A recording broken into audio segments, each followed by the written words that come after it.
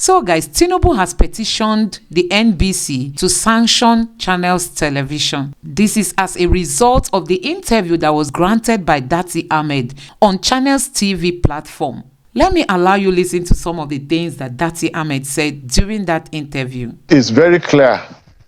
Tinubu does not have 25% in the FCT. We denied him.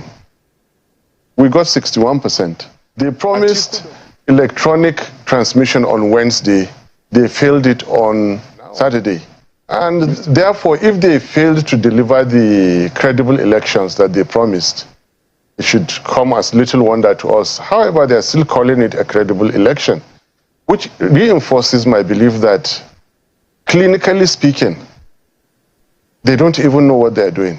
Tinubu has not satisfied the requirement to be declared president-elect.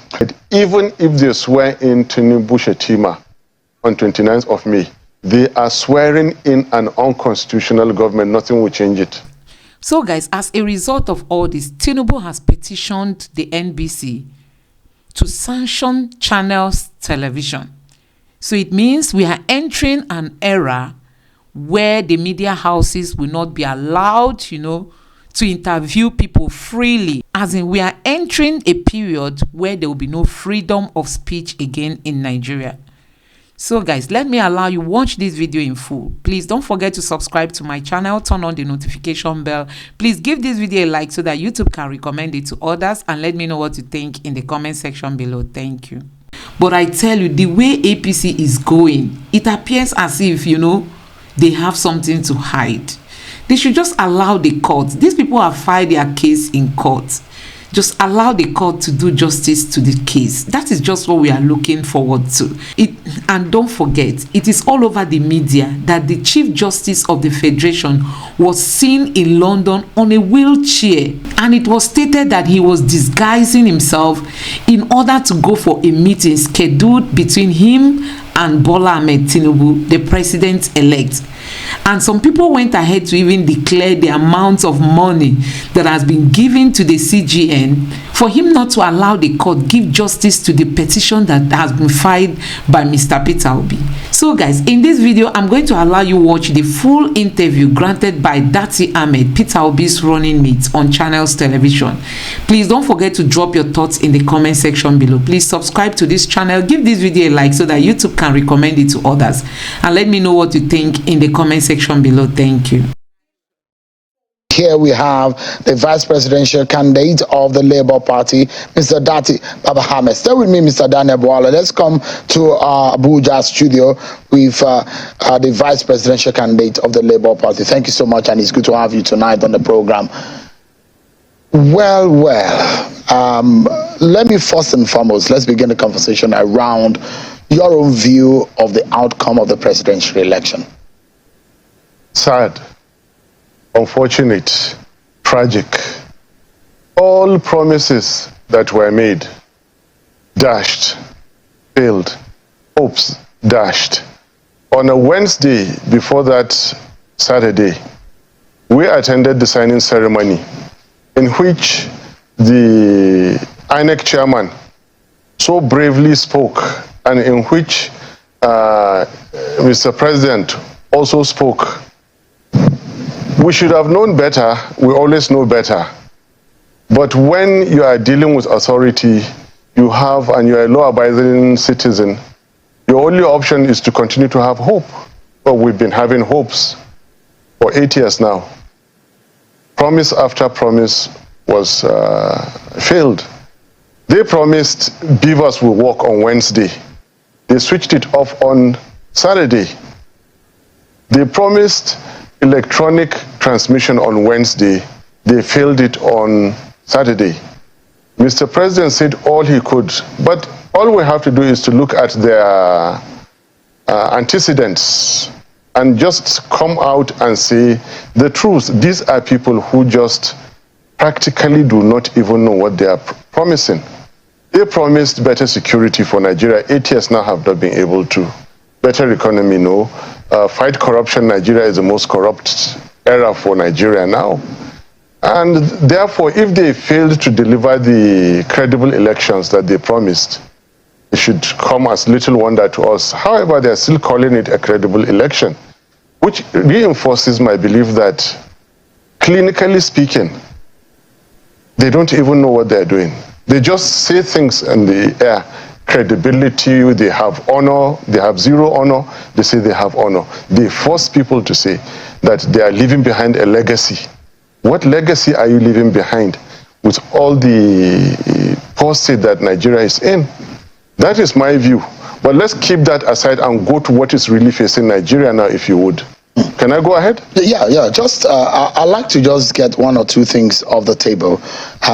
You mentioned this. It looks to me that you generalize the issues, but Nigerians would like to know in what areas that you have your disappointment about the process. Is it with INEC? Is it with the beavers? Did the beavers work, or was it the IREF? Because a lot of people will say maybe the beavers worked, but the IREF, the transmission of result, was the problem. Where do you think that the promises did not match the performance? The arrogant INEC chairman and the incompetent president of Nigeria, I'm very, very sorry to say. The chairman should not have engaged in what he did. At the height of administrative rascality and official arrogance, sneak in the hour of 4 a.m., arrogate himself the power to interpret a section of the Constitution that needs no interpretation. Section 134 comes already interpreted, and recklessly proceeds to declare and issue a certificate of return. And our dear Mr. President, who is probably paying back a promise that Tinubu extracted from him way back in 2014, when they added their money and their votes for him to become president of Nigeria way back then. And now they reminded him, you promised to give it back to us. And he has no choice than maybe, well, they promised, okay, give it to them.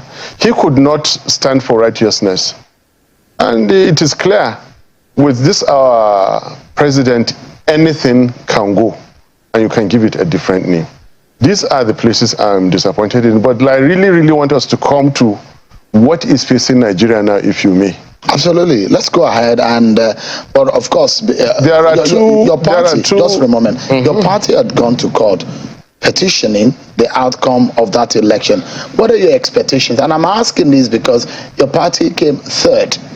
So in that sense, what are the hopes and aspirations of your party and your principal and yourself? What do you think will come out of that election? What are your prayers? It's good we always finish qualifying what we're saying. When you say we came third according to the results released by INEC. Yes. In reality, we came first with the data, with the collated results on IREV and with our agents and everything that we have. Have you collated that? We have. Yes. You've tabulated it? Yes. And what are the figures telling you?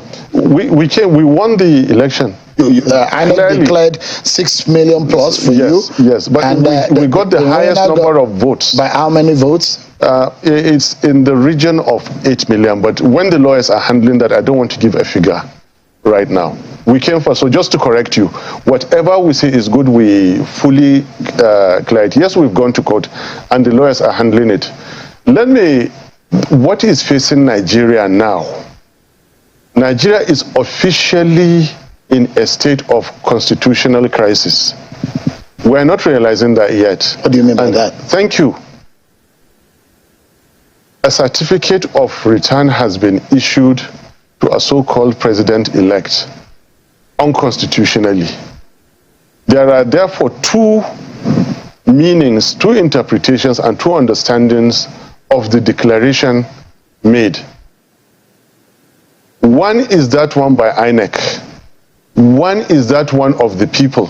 When I said of the people is whoever can read section 134 of the Constitution and take a position, then we are entitled to our own view of what crisis is facing Nigeria now.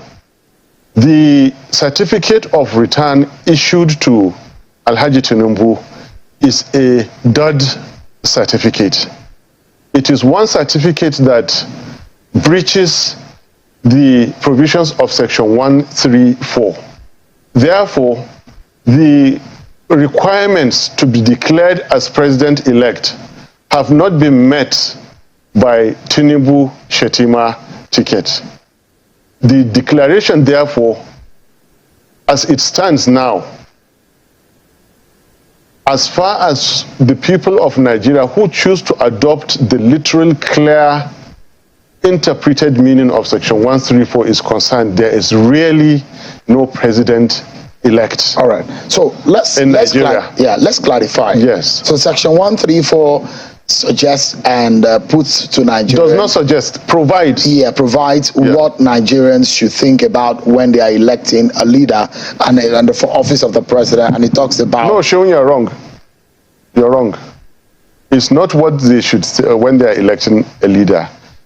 Section 134 stipulates who to be declared an issued certificate of return. It is only that candidate that has scored the highest number of votes and at least 25% in each in at least two-thirds of the states of the federation and the federal capital territory. All right. Remember, I thought you were going to say something different from what I was going to read. No. Each and now it is very clear. Tinubu does not have 25% in the FCT.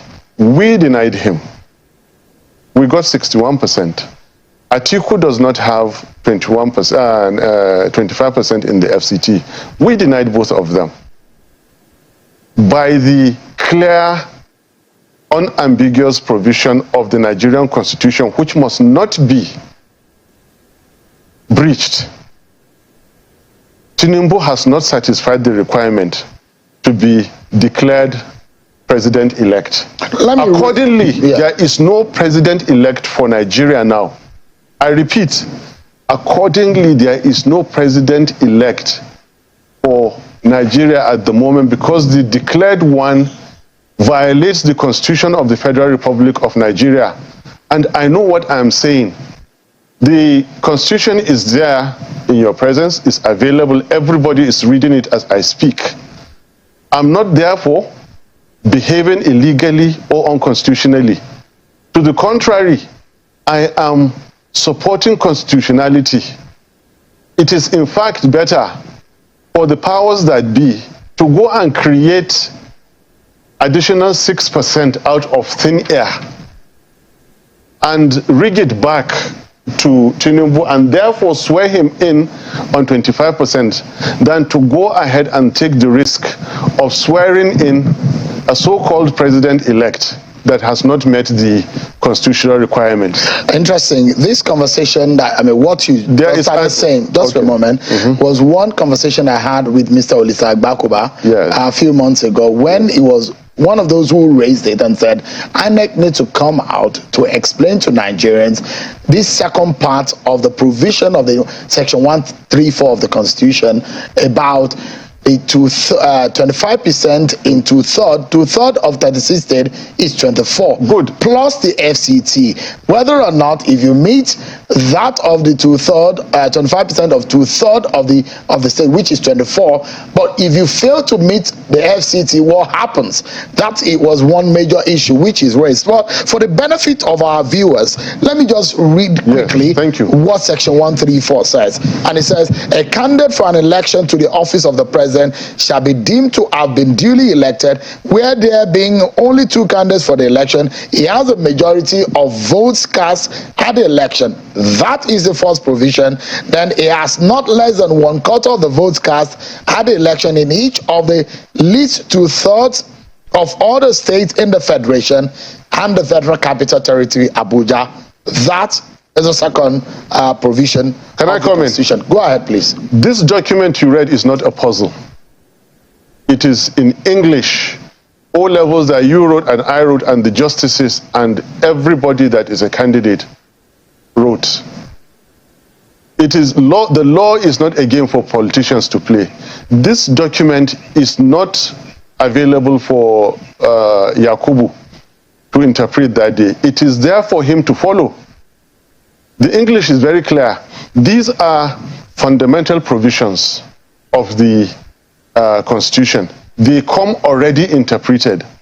You cannot take a gun, shoot somebody, and then ask the family to go and get interpretation that you only fired your weapon and then it killed him. No.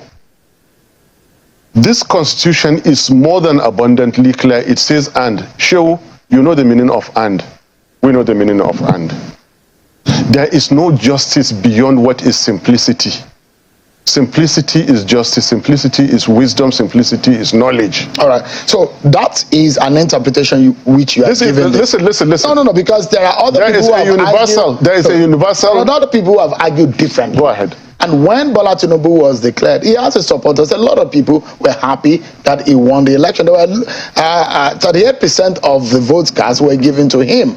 And those people are Nigerians By INEC. I told you to be qualifying what you said, please. By INEC. But that is what has been presented officially, except otherwise now disputed. Now you have otherwise qualified disputed. Go ahead. If it's otherwise disputed, go ahead. Is what is fact that we know now. You have qualified it. Go so ahead. That is your interpretation of this provision, because some other people argue differently. Those who have argued differently ended up helping our case, because they say that there is a certain ruling which says the FCT is a state. Good. FCT is a state. Where is the each of 25% for FCT? It is not there. That constitutional requirement has not been met. That certificate of return is null and void and cannot be sworn in as president. And let me tell you, the way they are going, disregarding the calls of the people, violating the Constitution, let them even go ahead, even if they swear in Tinubu Shetima on 29th of May. They are swearing in an unconstitutional government. Nothing will change it. I am not a careless, reckless speaker. I am working with the Constitution there, that document right you just read. I'm following it. And I dare to tell you that swearing in Tinubu and Shetima is as good as swearing in the Nigerian army on 29th of May. If you swear in people that have not satisfied the requirement, you have by so doing ended democracy. The crisis I'm telling you now is that this our democracy is going to end by the way we are going. This democracy is going to end on the 29th of May, 2023. Please write it. Those are extreme, those are extreme thoughts. I am very, very happy to say it. You know my name. You introduced me. Yeah. Listen, don't stop. I will, because those are extreme thoughts. You know why? Because there are allowable language to be used on television, especially as it relates to our nation and the unity of this country. Put your question and let me answer you. Put your question. I know what I'm saying. If there is an official... If you breach the Constitution... But is it not left to the court to decide otherwise? This is already decided by the courts. But the authority in charge of the election gave a declaration. If you are afraid for some things, don't ask for them. I am not afraid. I will, as a citizen of the country, by the ethics and the guidelines of my profession, live by it. Yes. What is lawful? And I hope that you're a lawful citizen of the country. Very, very and so whatever the stipulation of the law guides, if you are aggrieved about something, you go to the court to seek redress, isn't it? This document is a product of the legal system. It has been signed into law by the President, Commander-in-Chief, Federal Republic of Nigeria. I believe in this document. That is why I'm so lawful. That is why I'm so confident. And that is why however extreme it is, Sheung, I am saying it on national TV. I don't like to take risks. I'm not taking any risks. Swearing in a ticket that has not met the constitutional requirements of the Constitution, okay, is ending democracy. Quote me on it. That's your interpretation. That is my interpretation, and that is indeed a correct interpretation. You cannot swear people who have not met the constitutional requirement. You can't do that. If you did it, you have done something unlawful, something unconstitutional. And I'm repeating it. Whoever does not meet the constitutional requirement must never be sworn in. You said my name. If you like, I can say it again. I'm Datti Ahmed. I'm not taking risks with my safety and with my life. But I'm repeating. Swear in anybody who does not meet the constitutional requirements of our country. You are engaging in an unconstitutional act. Mr. President, do not hold that inauguration. CJ and your lordship, do not partake in unconstitutionality. I am taking these risks for the sake of my country. Yes, it is extreme, and I'm saying it. It was more extreme for Yakubu to issue that certificate. It was reckless. He is putting all our lives in danger. All of us. We're already at risk. So what is there again in me taking risks again? What have they not done against Nigeria? What have they not abused in Nigeria? Now they will take the constitution where it is clear, it says and get 24. After that, and FCT. They fail to get it. They are going to swear this man in, and I should be afraid? I will not be. I'm telling you that on the 29th of May, 2023, swear in Tinubu as this result is, you have ended democracy, whoever you are. You say you're a lawful citizen. I am. So the judiciary... The law in me is why I'm saying this. Yeah, so the judiciary is the hope of the masses, is the hope of the common man. And if you look at what decision your party, your principal, and yourself are taking in going to the presidential election petition, it does look that you believe in one thing, that the judiciary will work. Do you? I do. What you asked me is a different form of what others have asked me, as in if I trust them.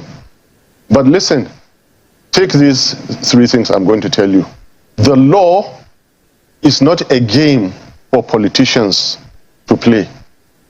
The Constitution is not a puzzle for candidates to toy around with.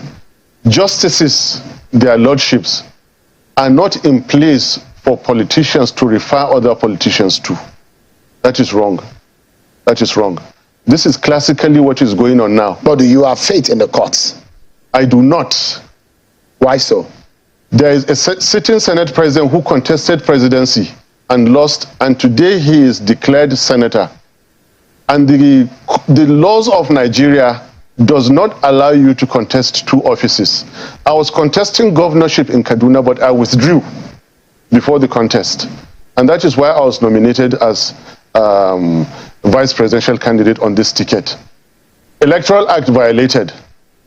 Every other act violated. Promises violated. Now they are inching to violate the Constitution to the extent that they will even swear in a president who has not met the constitutional requirement. And we should sit down and be afraid and not talk about it. No way. So if you say you do not believe in the courts, so why did you proceed to the courts then? That is no reason for us not to go.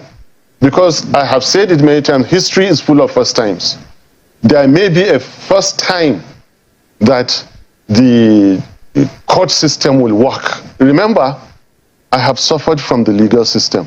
My House of Reps, my Senate, and everything I accepted. Nothing I can do. And that's to underscore the law in me. I'm a law-abiding citizen. I'm a law-promoting citizen. That is the more reason I keep telling you, I keep speaking in extreme ways. And I'm not violating your ethics. I am more ethical than many people who have been here before to come and tell lies, because I'm speaking the truth. The Constitution says each of, that is 24. After that, and you come and tell me that, go and get interpretation. This is an interpreted document. Constitution of the Federal Republic of Nigeria is an interpreted document. Let's get academic. If, for example, Section 134 had said that shall have scored 25% in two-thirds, and the FCT. And then you get a very popular candidate who now scores 100% of the states.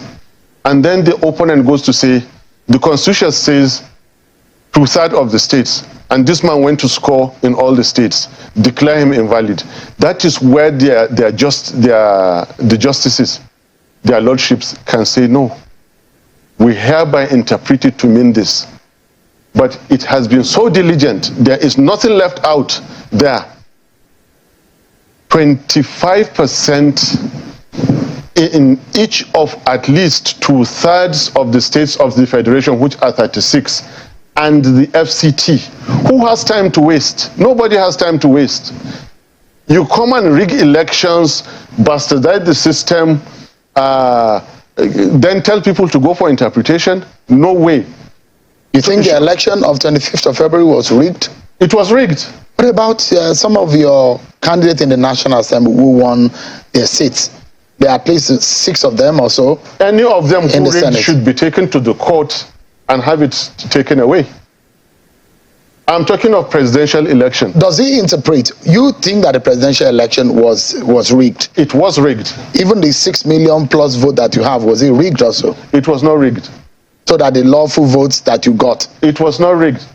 Remember, you're talking of electoral matters. I'm talking of constitutional matters. So yeah, I'm asking a question because there are 2 different if you say that the election was rigged. The election was rigged. So it should have been stopped. Remember, we called for the coalition to stop. Don't forget that, Shehu. Absolutely. But the question I'm asking, Mr. Datti, the question I'm asking, if you say the election is rigged, you got 6 million votes. Yes. If you're going to court to challenge the vote, you'll be challenging based on the vote that you have. We got more than 6 million votes. And in the process, we cried out, stop this coalition, stop. The election did not hold. Election is made of 4 things. It is made up of the voting of lawful citizens exercising their civic responsibilities. Collation according to the guidelines and the Electoral Act. Transmission of the results according to the guidelines and the Electoral Act. Then collation according to the Electoral Act itself, and then declaration according to the Constitution. But the Electoral Act borrowed that section from the Constitution and applied it in there. After voting, all hell was let loose. What they promised us 3 days earlier on Wednesday was that there would be electronic transmission immediately from the polling units. And it is there in INEC guidelines and the Electoral Act that no collation shall be made without reference to the IREV. They were collating without reference to IREV. So we cried out, stop this, stop this. The election is already going bad. Stop it. They didn't. 4 a.m. has never happened in the history of Nigeria. After adjourning, without specifying the time, 4 a.m., a so-called INEC chairman sneaked to the collation center and announced the result and declared a winner. If you now permit me, because I respect your rules so much, there's a word I wish to use. Who is a fool? I took your permission. No Nigerian is a fool. You cheat us this way and tell us go and get interpretation, go to court? Nigerians are law-abiding, self-respecting, peace-loving citizens. You have heard about organized private sector. I have heard about organized crime. And in our petition, there is something that has to do with organized crime. Drug peddling, drug everything is the epitome of organized crime. In America's 1930s, there was Ben Segal, a murderous individual who controlled the state. Only in the 1980s, I always know his name, Pablo Escobar. He threw a justice from a helicopter down to earth. Pablo Escobar. Now, recently, you have the case of El Chapo in prison but correcting. We have it written in black and white from a U.S. courthouse that someone somewhere once forfeited $460,000 and is now a president-elect in Nigeria. the world's greatest black nation. In the United States, Nigerians have the highest educated expatriates. And this is the best we can do. Let's bring home this conversation. I'd like to ask, it does look, from what your opponents are saying, that you only believe in the courts if it's in your favor. Not true. Not true at all.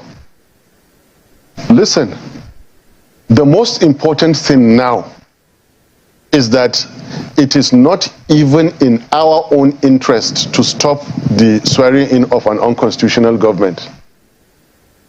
And as far as we're concerned, you cannot swear in an unconstitutional government, therefore don't swear it in.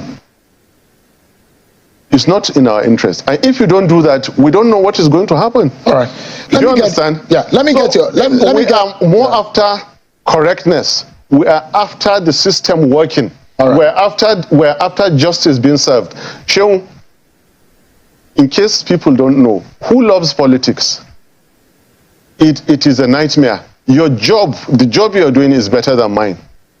Politics is not nice. We're not enjoying it. I'm not enjoying it for sure. Maybe Shetima Tinubu are enjoying it. I'm not enjoying it. Oh, why did you go into it? Because it is a call of duty. I need to protect my country. I need to protect the future of the generations coming up. There is no future. Are you losing hope in that? I am. With the kind of leaders coming up in Nigeria, I am losing hope. What would be your final thought tonight? There must never be an unconstitutional government sworn in Nigeria. And this is just the beginning. I am saying it now. Let it be careless, let it be reckless, let it be extreme. It is the truth. It is there in that constitution you read. All right. What I'm saying, an unconstitutional government must never, ever be sworn in, because that is the end of democracy anywhere. Mr. Datti Ahmed, you have your say and your views on this matter. So guys, it is clear that, Datti Ahmed is a fearless man. You can see it. He is not afraid of anything. Let him say the truth, express himself the way he wants it. You have seen it for yourself that APC planned rigging this election. And you can see there is no peace for the wicked. There is no peace. That is why some of them are hospitalized. They will tell us that they went out to rest. They don't have resting place in Nigeria. Oh my God. Don't forget that Tinubu told us that he's going to continue from where Buhari stopped. And that is it. Medical checkup every month. That is where we found ourselves. So guys, let me know what you think about all this in the comment section below. Please don't forget to subscribe to my channel. Turn on the notification bell. Please give this video a like so that YouTube can recommend it to others. And let me know what you think in the comment section below. Thank you.